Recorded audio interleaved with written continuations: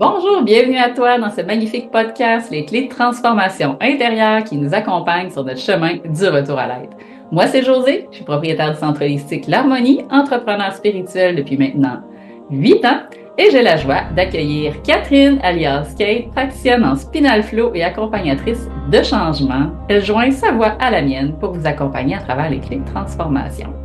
Est-ce que tu t'es déjà senti comme un extraterrestre? As-tu déjà eu l'impression de ne pas fitter dans le moule ou de te sentir différent? Et c'est un grand plaisir pour moi de pouvoir me joindre à José parce que j'ai souvent œuvré en loup solitaire et de me retrouver au sein d'une équipe depuis décembre 2023, mais ça me permet des échanges riches avec d'autres thérapeutes. Parce que souvent, quand la vie nous invite à marcher notre propre chemin, c'est pas toujours évident, thérapeute ou pas.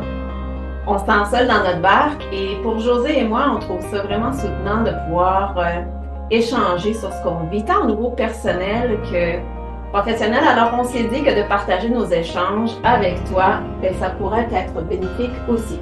Oui. On va se le dire, du moins moi et Kate, on s'en parle souvent quand on s'accroche les pieds dans la porte le vendredi puis qu'on jase pendant plusieurs heures, que sortir des sentiers battus, honorer réellement cet appel-là intérieur, c'est déstabilisant et ça demande vraiment beaucoup de courage, de la foi, de l'audace, puis on va se le dire quand même un peu de folie pour arriver à embarquer dans ce grand manège-là de la vie. Oui, mais quand on vient calmer notre tempête intérieure, ça devient beaucoup plus facile de naviguer tout ce qui se passe à l'extérieur. En espérant que nos échanges puissent t'inspirer sur ton propre chemin. Parce qu'un des défis de la vie, c'est justement ça, trouver sa propre voie. Et certaines clés qu'on va pouvoir te présenter ici peuvent faciliter la marche du retour à soi. Alors, bonne écoute! On se retrouve de l'autre côté.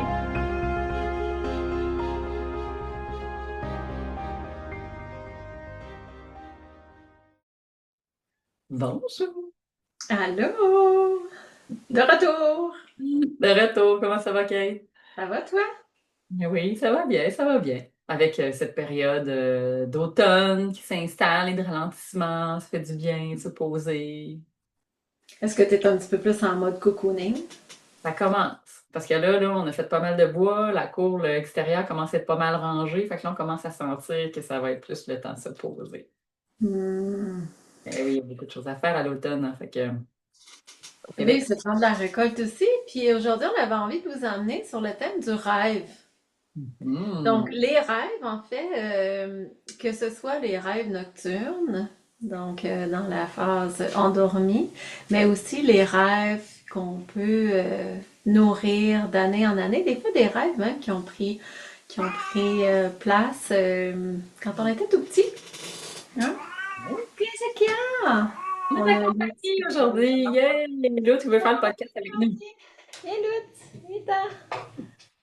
Viens faire le podcast avec nous. Allô? Allô! Petit Lutz. Rita. Il voulait participer, lui. Mon petit dépendant affectif. Alors, les rêves, t'es-tu une rêveuse nocturne, toi? Oui, rêveuse nocturne depuis, je pense, depuis pratiquement l'enfance. Moi, j'ai la joie, ou pas, parce qu'il y a des rêves moins agréables que d'autres, hein, pour pas parler de cauchemar ici, depuis toute petite, à me rappeler très souvent de mes rêves. J'ai jamais Mm. tenu un carnet de façon assidue. Par contre, le matin, quand j'ai l'opportunité de rapidement, comme de le raconter à quelqu'un, souvent, Ouais, je m'en rappelle. C'est ouais. bien raconter mes rêves. Est-ce que ça fait toujours du sens? Je te dirais pas tout le temps, mais je sais qu'à travers le symbolisme, il peut y avoir beaucoup de beaux messages parfois que l'inconscient peut m'amener à travers les rêves. Donc, ça a toujours été quelque chose qui m'a fascinée. J'ai lu des livres sur les rêves, le symbolisme des rêves. Bon, c'est pas tout le monde qui s'entend. Des fois, il y en a un qui contredit ce que l'autre dit. Mais moi, je trouve mes propres réponses, je veux dire, dans mes interprétations à ma façon. C'est très Oui. individuel. Le rêve, là, tu sais, c'est pas toujours interprété pour quelqu'un d'autre parce que c'est comme sa carte du monde. C'est pas toujours les mêmes messages, les mêmes symbolismes pour quelqu'un d'autre. Fait que, mais oui, je suis une grande rêveuse nocturne. Toi aussi, si t'aimes Mm. dormir, tu dois être quelqu'un qui doit rêver un peu. Je peux pas croire. Énormément. C'est une des raisons pour lesquelles j'aime dormir, puis que j'ai de la difficulté à me réveiller. Fait que souvent, le matin, je vais être dans un rêve, puis je veux tellement continuer le rêve que, moi, me sortir de là, c'est pénible parce que je pousse. Puis je dis souvent, on a beaucoup de clés dans nos rêves. Et quand on s'ouvre à ce pan-là de notre vie, Mhm. à cette réalité-là, en Spinal Flow, quand on vient débloquer la pause, souvent ça vient débloquer tout ce monde-là. J'ai plusieurs clientes qui vont me dire Hey, là, j'ai commencé à rêver, je te fais des rêves de malade, je te fais des rêves de fou. Puis pour moi, le monde du rêve, c'est souvent, bon, c'est multifactoriel, là, mais souvent ça va être des grandes libérations. Mm. Puis ce que l'âme vient vivre dans le monde du rêve, l'expérience qu'elle vient acquérir là, elle n'a pas besoin de l'acquérir dans le monde éveillé. Donc Mhm. j'invite souvent les gens à, puis je t'invite toi aussi à faire cet exercice-là, toi qui nous écoutes, quand tu es en train de rêver, des fois, comme tu l'as nommé, c'est pas toujours des rêves qui sont agréables, mais essaie de te rappeler que tu es Mm. en train de rêver Ouais, et pousse ça plus loin. Pousse ouais. ce monde-là pour aller voir qu'est-ce qui va se passer, juste d'être curieuse, qu'est-ce qui va se passer. Donc, quand on se souvient qu'on est en train de rêver, ben, on a moins peur, on a moins tendance à vouloir se réveiller ou à fuir ou à. Puis, tu sais, quand il y a des rêves qui sont significatifs, quand il y a des grandes libérations qui sont en train de se produire, souvent, les gens vont se réveiller en sursaut. Parce que, oh mon Dieu, oh mon Dieu, oh mon Dieu, puis là, ils se rendorment, mais ils retombent exactement là où est-ce qu'ils ont lâché. Parce qu'il y a quelque chose qui est en train de s'opérer là. Mm. Et Donc, puis, moi aussi, ça me fascine. puis comme tu amènes l'idée de ce que j'appelle le rêve éveillé ou le rêve un peu plus conscient, c'est d'être capable de conscientiser quand tu es en train de rêver. C'est comme si là, tu peux reprendre un peu plus, je peux dire, le contrôle du rêve. Puis tu peux aussi transformer le scénario. Tu sais, en fait, on est très près de l'hypnose là, quand on parle ici de rêve éveillé. C'est d'être dans un état modifié de conscience, d'avoir accès à des informations, des symboles, des archétypes, des éléments qui viennent sur ton chemin puis pour pouvoir les transformer au fur et à mesure. Fait que qu'on prenne le cycle inversé du rêve à induction pour atteindre ces niveaux-là de modifier de conscience, ou que par le passage du rêve, on réussisse à prendre conscience qu'on est dans un rêve.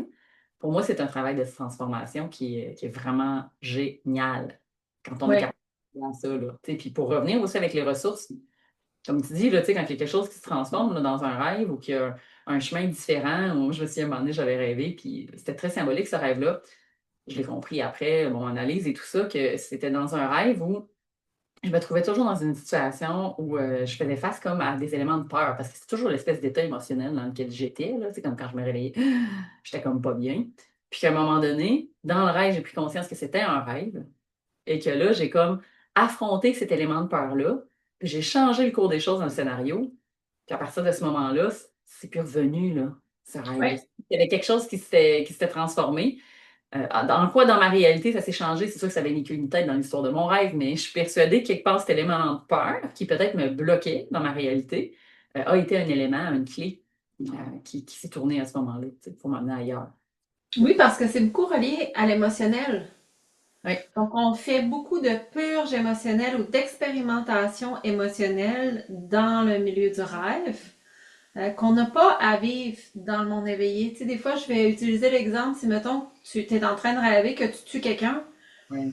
ben, l'âme va chercher l'expérience de tout ce que ça peut faire vivre. Puis, heureusement, on n'a pas à le vivre dans le monde éveillé pour aller chercher cette expérience-là. Mais au point de vue de l'âme, au point de vue de l'humain, c'est bien terrible de tuer quelqu'un, là. Mais au Mm. point de vue de l'âme, elle vient vivre une expérience. Mm. Donc, quand on la vit pleinement dans le monde du rêve, endormi, ben ça nous amène quand même de l'émotionnel et ça peut permettre aussi de la libération émotionnelle à ce niveau-là.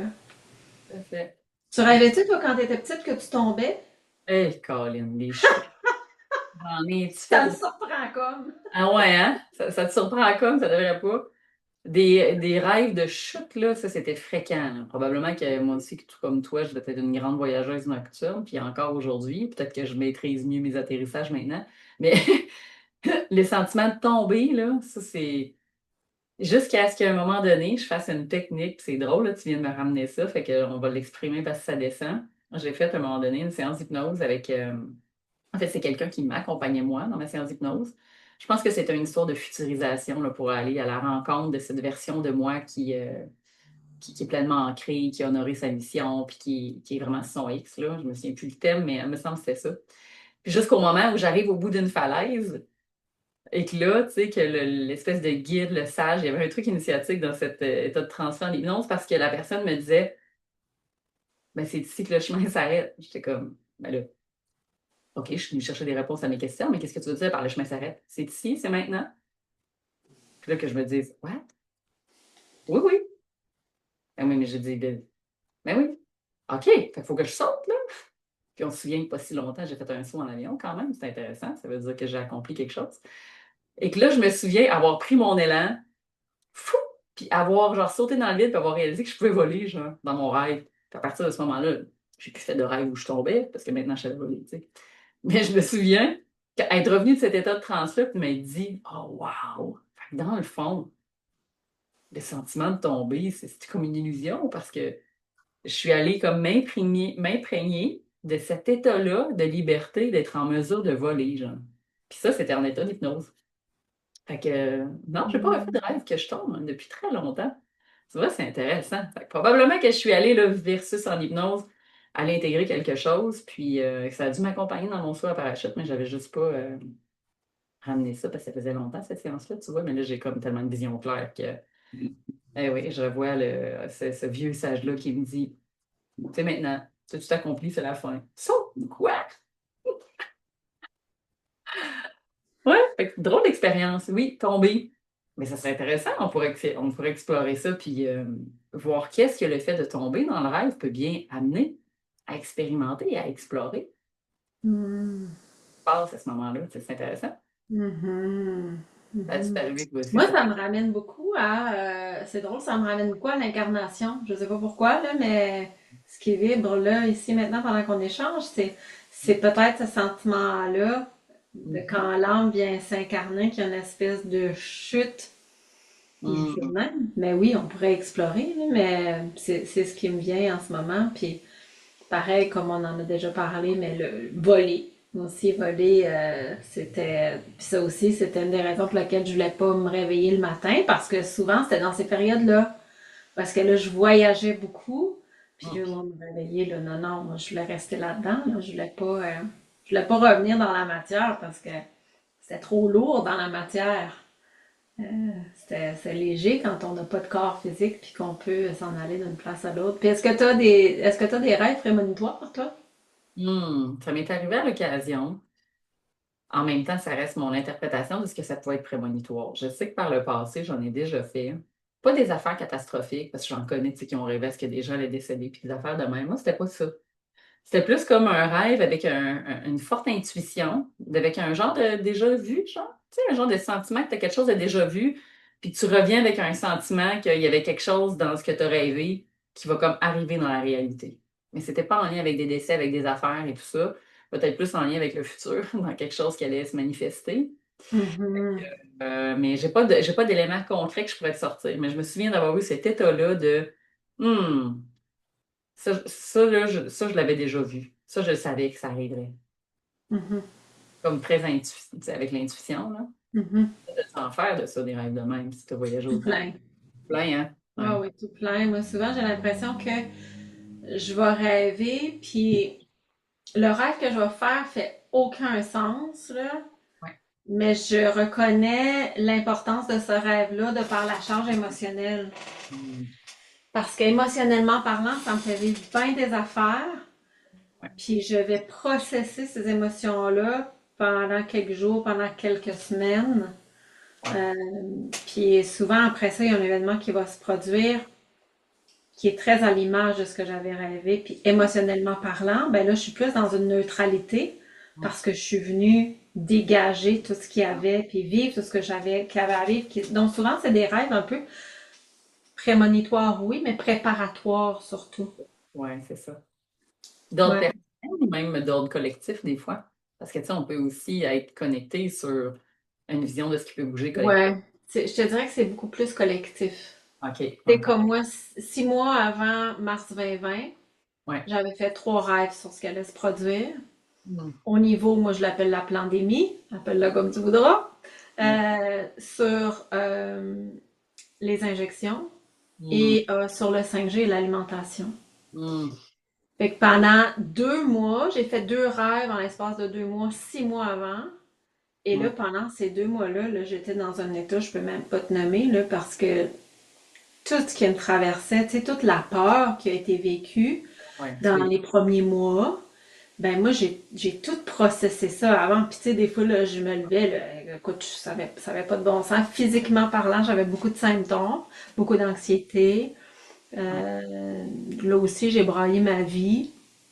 Fait que j'ai vécu toute la charge émotionnelle de ce qui s'en venait, mais c'était tellement loin de notre réalité, c'est Mhm. tellement comme science-fiction que Ouais. la tête essayait de comprendre. Puis aujourd'hui, j'ai la conscience de ne plus essayer d'interpréter avec la tête, mais vraiment aller dans le ressenti et d'aller permettre cette libération-là, parce que je sais aujourd'hui que c'est préparatoire à ce qui s'en vient.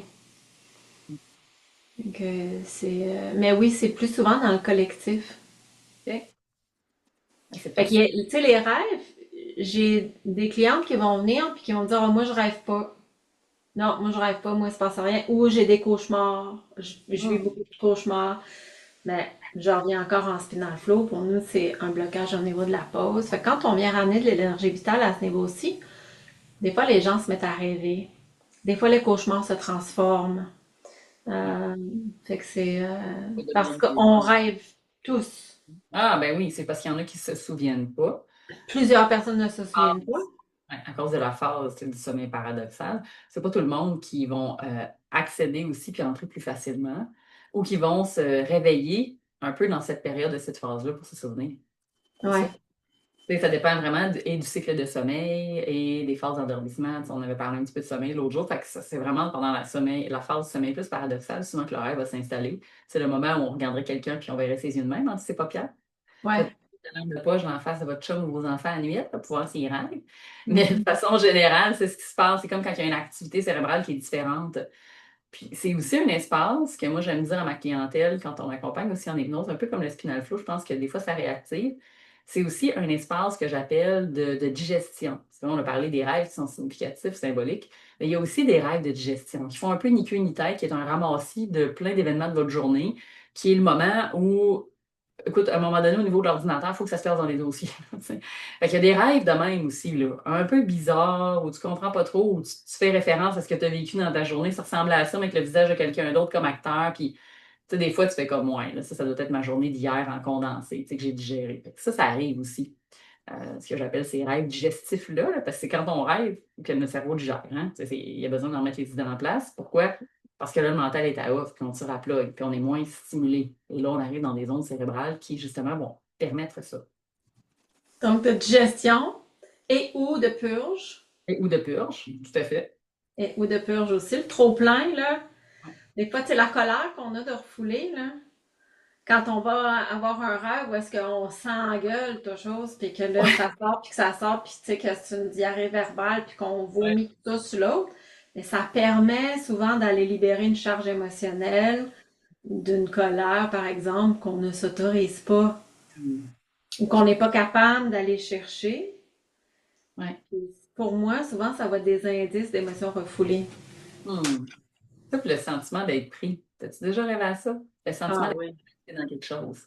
Tu sais, là, ce que j'appelle, moi, des fois, les blocages, là, inconscients qui se présentent à travers les rêves, quand les gens vont me dire, je t'étais pas à la même place, ou j'étais comme dans un parking, ou j'étais dans le trafic, ou mon char avançait pas, tu sais. Ces éléments-là, tu sais, que le mental ramène avec du connu, là, c'est aussi peut-être pour vous montrer que vous êtes face à quelque chose où vous êtes bloqué, que vous trouvez peut-être pas là, de solution, peut-être que vous n'êtes pas capable encore de prendre la sortie, mais ça ou contentionner. Hey, moi, j'ai déjà ça, juste, je pense que c'était dans les pires rêves, là, de me sentir comme, c'est pris, là, c'est comme quelque chose qui m'empêche de bouger, comme dans un genre de sarcophage quasiment. Ah, ces rêves-là, là, ça me faisait capoter là, avec mon passé de claustrophobie. Là. Heureusement, ça, c'est de mieux en mieux, c'est derrière moi, là, mais ces rêves-là, quand ça arrivait, là, écoute, ouais, le sentiment d'étouffer un peu. Là.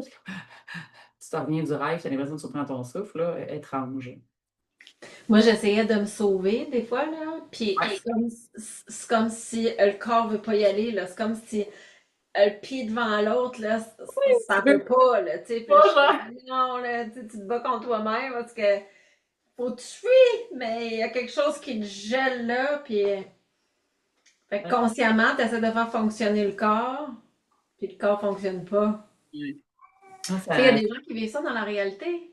Ben oui, Il y a ben des oui. gens qui ont eu certaines maladies, puis où est-ce qu'ils essaient bien de faire fonctionner leur corps, puis que ça fonctionne pas, ou tu sais, les douleurs fantômes, quelqu'un qui s'est fait couper une jambe, puis qui ressent encore sa jambe là, qui fait encore mal, la jambe est plus là. Fait que Ouais, c'est un peu ça. Heureusement pour nous, c'est dans le monde éveillé, c'est dans le monde endormi, là, mais il y en a pour qui c'est une réalité, ça, là. exactement.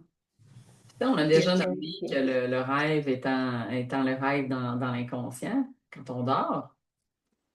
Mais en même temps, cette grande pièce de théâtre dont on parle souvent est aussi une autre forme de rêve, peut-être dans la réalité, tu sais. Fait que j'aimerais ça qu'on aborde aussi ce volet-là. Des hmm, rêves dans les aspirations, les rêves dans ce qu'on souhaite créer. Parce que, tu sais, on parle beaucoup du rêve quand on est là endormi, puis on a l'impression qu'on n'a pas de contrôle, de pouvoir, mais là, on sait qu'on peut en y allant conscience. Donc, comment on peut créer nos rêves à partir de ce qu'on souhaite vraiment dans la matière, dans la réalité? Parce que pour moi, hmm. le rêve, hein, étant une grande rêveuse depuis petite de nature, tu sais, j'ai toujours eu ces visions-là, puis ces rêves, des fois un peu délicats, tu me diras, c'est mon monde créatif. Moi, j'ai l'époque des Kalinours, hein, 1984, on se souvient des Kalinours, c'était cool. On avait des arc-en-ciel, des soleils ici, puis on diffusait de l'amour, tu sais, moi, cette génération-là. Fait que des fois, j'ai tendance à me rappeler qu'il n'y a pas des Kalinours partout dans notre monde. Mais au-delà de ça, j'ai toujours cru en cette capacité qu'a l'être de créer à travers sa capacité de projeter ce qu'il veut dans ce futur aussi. Je sais que la pensée est extraordinaire, je sais qu'il y a des pouvoirs de visualisation, de manifestation qui sont là. Et j'aimerais aussi rappeler aux gens qui peut-être rêvent peu la nuit, qui ont peut-être le droit de se permettre de rêver plus de jours aussi. Fait que, tu sais, Oui. quoi vos rêves? Quelles sont vos aspirations? Les choses que vous dites, oh my God, je peux pas imaginer. Pour moi, ça a l'air impossible. Mais moi, j'aime ça rêver. J'aime ça poser la question en souper, en ami. Et tout un million de mains, tu fais quoi? Pas juste en lien avec l'argent, mais parce que souvent, ça donne des possibilités. Hein. Tout d'un coup, quand tu as l'impression d'avoir de l'argent, tu as l'impression qu'il y a plein de choses qui vont être possibles.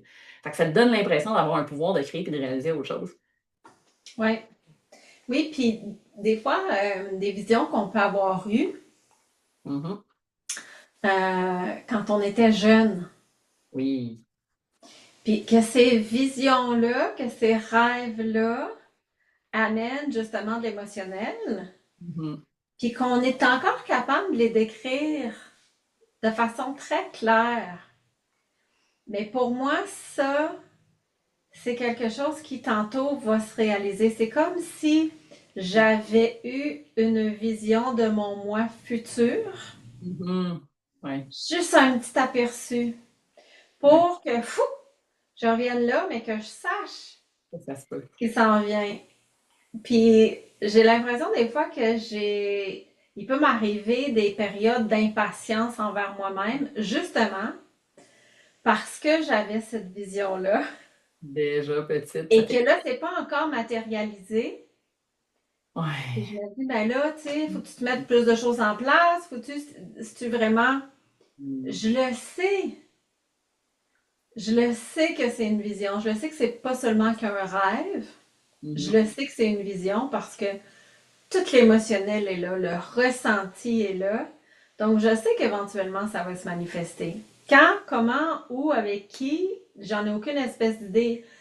Mais je Mhm. crois que c'est important de continuer de nourrir ces Ouais. rêves-là ou ces visions-là, malgré le fait qu'on ne sait pas le comment, le quand, le avec qui, le où. Mhm. Euh, mais de nourrir l'émotionnel, parce que la pensée crée, Absolument. et de pouvoir alimenter ça, ben, ça peut peut-être se manifester un peu plus rapidement, peut-être, si on continue d'y accorder de l'importance puis de me nourrir. De savoir que ça existe puis que c'est encore en alignement puis en accord. C'est quoi ce rêve-là? Tu veux-tu nous partager? Ben, j'en ai un qui me vient en tête. Ça, j'étais vraiment tout petite, là. Je pense, ben, tout petite, j'avais 13 14 ans, je pense, quand je rêvais à ça. Quand je me voyais, j'ai reçu la vision claire où est-ce que je me voyais sur une scène Mhm. avec des gens. Moi, dans ce temps-là, j'écoutais beaucoup d'Alanis Morissette. Fait que j'aimais Ah beaucoup cet artiste-là parce que on dirait que je sentais tout ce qu'elle nous transmettait. oui. C'était non seulement les paroles, mais j'avais l'impression qu'elle nous racontait sa vie et que j'étais capable de percevoir la fréquence qu'il y avait derrière ça. Mhm. Puis j'avais eu une vision de moi où est-ce que je chantais sur une scène et que j'étais très consciente du privilège que j'avais d'être là, mais aussi de l'échange. Mhm. Que j'étais pas là pour être vénérée, que j'étais là pour tenir cet espace-là pour qu'on puisse tous et toutes expérimenter avec le fait que je te donne, tu reçois et tu me donnes en retour. Donc, il y avait vraiment un échange énergétique C'est cool. dans ça. Puis ça me touchait profondément parce Mhm. que je savais ce qu'on co-créait tous ensemble. Puis Ouais. tu vois, ben ça, je l'ai réalisé quand même à petite échelle à Mhm. travers les soirées tout ski. Ouais. Ben oui, ça t'a permis de toucher ça, puis d'aller revivre cet état-là. Les Mhm. soirées tout ski, je savais pas comment leur donner naissance, je savais pas qu'est-ce que c'était, je savais pas, mais ça faisait longtemps, ça faisait des années que c'était dans mon énergie. Tu sais, je dis souvent, moi, je suis pas une chanteuse, mais je chante. Je suis pas une musicienne, mais je joue de la musique. Ouais. Je suis une raconteuse, mais j'avais jamais expérimenté une soirée comme ça. Mais c'était dans mon énergie. Puis il a fallu que je mette une date à un moment donné au calendrier, puis que je dise, bon, j'ai aucune espèce d'idée de ce qui va s'en aller là, de ce qu'on s'en va faire là, mais je vais me laisser porter par ça. Et c'est un peu ça qui se passe dans ces soirées-là, à petite échelle. Dans Mhm. mon rêve, là, il y avait du monde en tas, là. Mais des fois, il faut s'expérimenter avant dans une petite échelle, avant aussi que ça prenne de l'ampleur, puis que ça n'en prenne ou pas, ça l'importe peu parce que je suis en train de vivre ce même sentiment-là Mhm. que j'avais là. Puis tu sais, ça va faire quasi un an qu'on fait les soirées tout ski. Puis il y a des soirs qu'il y a beaucoup de monde, puis il y a des soirs qu'il y en a moins, puis il y a des soirs que ça varie. Alors ça m'a fait questionner sur le besoin. Je me suis dit, est-ce que les gens ont vraiment besoin de ça? Est-ce que, tu sais, moi j'ai cette vision-là, oui, mais est-ce que c'est un besoin pour les gens? Parce que, tu sais, des fois, j'avais 4 personnes, mais je réalisais qu'avec 4 personnes, on est en train d'expérimenter quelque chose qu'on n'aurait pas pu expérimenter avec 20 personnes. Ouais. Donc, c'est de continuer de nourrir le rêve, de nourrir cette vision, malgré le fait qu'elle n'est pas exactement comme on l'a eu initialement, en sachant toujours que cette vision-là peut évoluer aussi dans le temps, peut changer avec le cheminement qu'on a eu depuis ces années-là, mais de quand même continuer d'honorer et de nourrir ces visions et ces rêves-là, parce que tôt ou tard, quand c'est dans le ressenti comme ça ne peut pas faire autrement que de se réaliser. Ouais. Il y a quelque chose de grand derrière ce que tu amènes aujourd'hui, dans le sens d'avoir la foi dans ce qui a été expérimenté, dans ce que tu as touché, puis dans ce que tu t'es permis aussi de réaliser. C'est aussi ça la porte vers le rêve dans la réalité, dans la matière. C'est oui d'avoir eu l'inspiration, mais c'est aussi de faire les petits pas, poser les actions pour le moment venu, pour mettre au monde, pour le réaliser. Tu sais, je pense que c'est ça la beauté de la réalisation. C'est-à-dire qu'un rêve peut rester un rêve toute une vie. Tu comprends? Sans être jamais Oui, accessible, sans être jamais palpable, sans jamais pouvoir vraiment aller retrouver ça. Si ça appartenait à des expériences passées, ça aurait pu dans ta vision, mais ça peut très bien être une représentation de quelque chose de déjà connu, mais qui va aller se concrétiser dans le futur aussi. Donc, c'est un appel aux gens qui ont ces rêves-là d'aller nourrir, d'aller explorer, puis d'expérimenter ça. Parce que souvent, ça vient avec, et aussi l'appel de l'âme hein, et la voix du cœur, généralement, quand il y a des visions, quand il y a des choses qui se présentent comme ça. Tu sais, des rêves, ça peut venir aussi sous forme nocturne, mais j'ai envie de vous dire, ça peut aussi venir dans des espaces de canalisation, d'inspiration que vous viviez des ateliers, que vous expérimentez ces états-là méditatifs de pleine conscience. Moi, j'en ai eu dans des moments de, pouf, de clarté que j'appelle, où tu as l'impression que tu es full aligné, là. Tu sais pas ce qui s'est passé, tu as posé une question, fou, puis il y a eu comme quelque chose de tellement évident qui s'est installé cette journée-là, comme une certitude absolue. Donc, Oui, probablement ce que tu as touché dans l'émotionnel, moi, je l'avais touché il y a au-dessus de 10 ans, quand cette idée-là d'avoir un espace holistique en co-création, ça m'est apparu de même. Là. Tu sais, écoute, dans le bureau avec ma belle-sœur là-bas, c'est au moment où on jase, puis que je tente l'ouverture à amener ces différentes approches dans le milieu où je travaillais à l'époque, qui est un milieu privé, mais on s'entend, un petit peu plus scientifique. Puis elle m'a dit, écoute, ça n'avait pas été de l'espace, la bannière, tout ça, José, ça aurait pu faire du sens, mais ça ne pourra pas être ici, tu sais. Puis là, à l'intérieur de moi, là, pouf, c'est descendu, là. Mais tu sais, du genre que je me demande donc, si tu la vois de mon ego puis de mon mental, là, ça se prend pour qui, ça, cette affaire-là? Tu sais, t'es comme tellement clair comme une voix, là. Hey, oui, c'est moi qui vais ouvrir ce premier espace-là, c'est de même que ça va marcher, genre.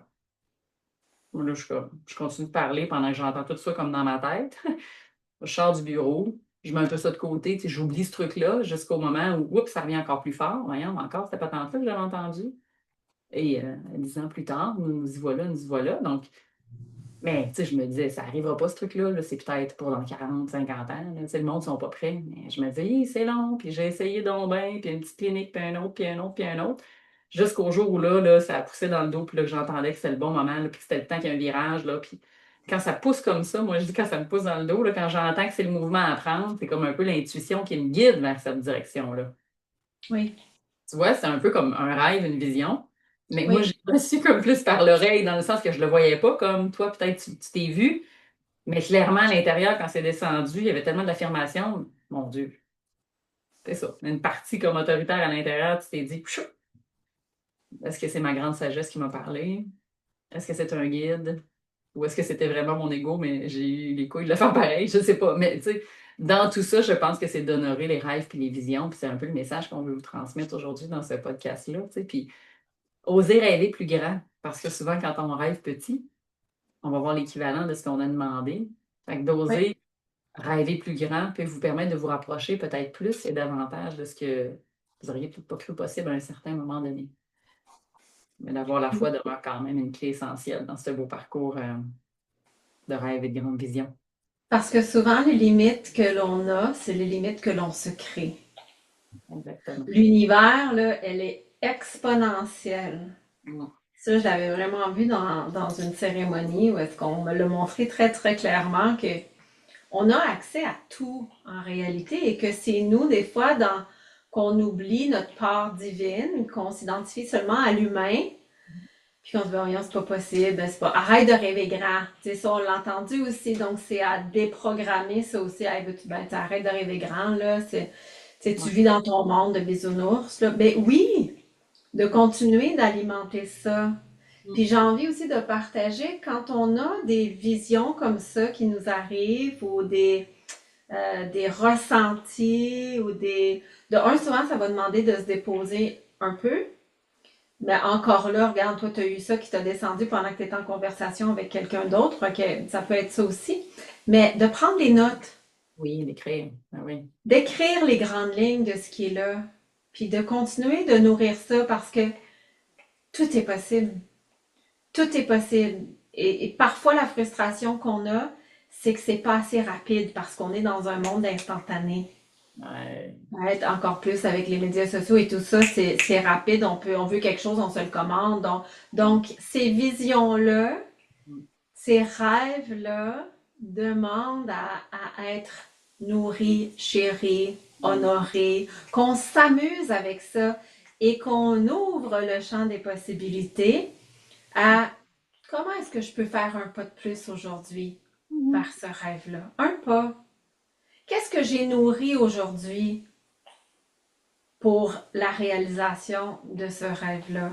Donc, si tu as vraiment quelque chose qui te tient à cœur dans ta vie, Qu'est-ce que tu continue. continues d'en prendre soin? C'est comme la graine, hein?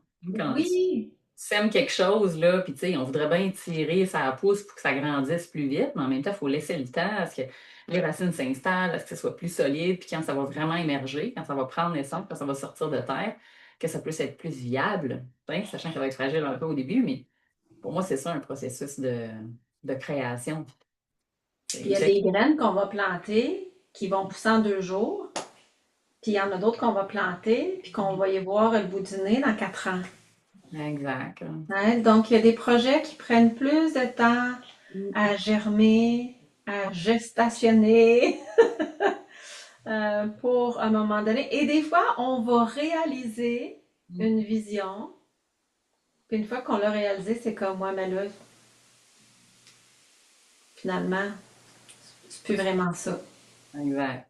Et c'est OK. C'est Mhm. OK parce que ça va avoir possiblement créé un chemin Pour la pour suite. autre chose. Tout à fait. Et il y a des gens, des fois, qui vont se partir en business, Mm. puis que, bon, ça fait faillite il y a 5 ans. Ça veut dire que ça n'a pas marché. Mm. Mais moi, j'ai envie de te dire non, ça a marché. Ouais, c'est Ça a ça. marché, tu l'as réalisé. Maintenant, il y a peut-être autre chose qui s'offre à toi, qui est peut-être encore plus grand ou qui est plus, simplement plus en alignement avec ce que tu portes. Mm. Donc, pour moi, l'échec n'est jamais un échec, c'est seulement qu'une expérience. Mhm. Alors, osons continuer de nourrir ces visions-là, de nourrir ces rêves-là. On va y mettre de l'eau, on va y mettre de l'engrais. Rappelons-nous que des fois, une grosse couche de marde, Ouais, c'est c'est bon. fertilisant. C'est assez gagnant, c'est assez nourrissant pour le sol. Oui, Continuons de nourrir ce qu'on continuons de porte. nourrir ces beaux rêves et ces belles visions. Et continuons de rêver de jour comme de nuit, hein, pour créer quelque chose de plus en accord avec ce qui vous fait réellement vibrer, en fait. C'est un peu ça, hein. Continuez d'être aligné avec ce qui vous fait vibrer. Merci, Kat. Merci pour ces conversations-là. Prends-le-tu lutte avec nous autres. Bye tout le monde. Merci de nous avoir écoutés.